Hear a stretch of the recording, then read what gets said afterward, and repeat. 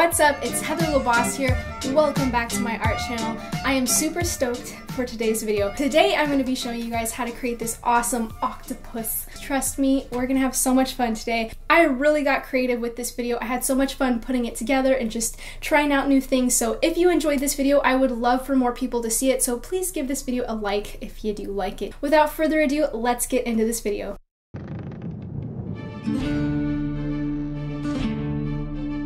I'm first starting off by using my 2H pencil. This is my go-to whenever I'm doing line work. This is really great because it's not going to leave too dark of pencil marks. You can erase it out and really take your time when you're drawing the octopus. You have no idea. I spent so long drawing this outline sketch, so just be really patient with yourself, especially when you're working with multiple photo references like I'm doing for this picture.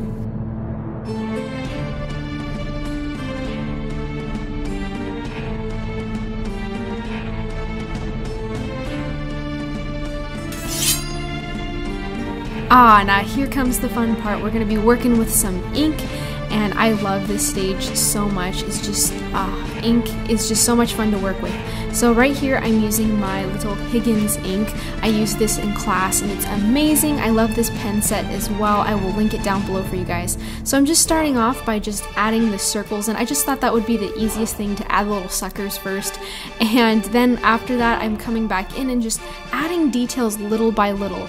Again, be really patient with yourself whenever you're working on an art project. Don't try to force yourself to rush through it. Really enjoy every step of the process. 15 men on the dead man's chest. Go, ho, ho, and the bottle of rum.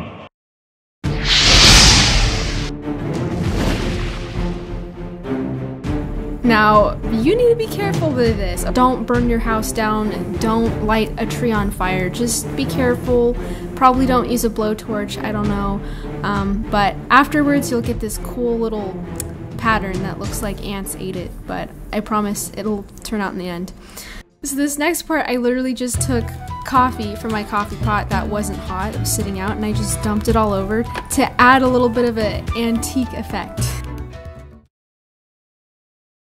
Next, I'm coming in with this really bougie, fancy little thing that I got at the store. This stuff is kind of expensive, low-key. I don't know if I would really recommend it, but it looks pretty cool, so I don't know. If you want to spend money, this might be a cool product for you. And it works with wood and stuff as well, so maybe you'd like it. I don't know, but I'm just putting that all over to give it a little bit more of a antique feel. And after I'm done with that, I come back in with some watercolor.